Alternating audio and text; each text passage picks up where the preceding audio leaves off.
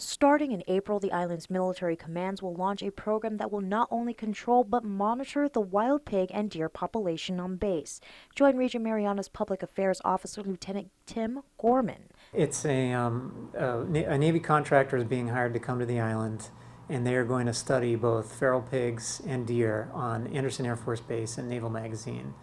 As part of that program, they will be putting down some deer and pigs. At Naval Magazine alone, it is estimated that there are 400 pigs and 650 wild deer. And according to Gorman, the situation is out of control. It's not just for the base services, it's also a problem for the environment. So these invasive species, they root around in the ground, they cause soil erosion, which creates runoff into our coral reefs, and it's definitely becoming an environmental nuisance.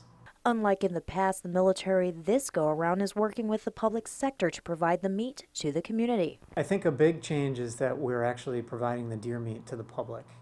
And we knew when we were going through the planning process for this that there's the potential for some deer carcasses.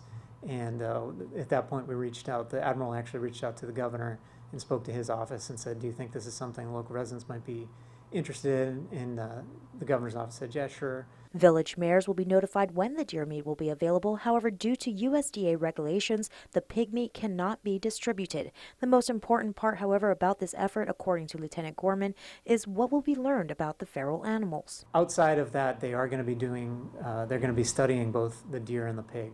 So that involves putting like a radio collar on some of the animals, studying their behavior, how their social lives are, who they associate with, what part of the base they are on most of the time, so that if they are needed in future years to come back and do this population control again, they can. The Navy-led environmental project starts in April and ends in May. Reporting for Guam's News Network, I'm Jolene Toves.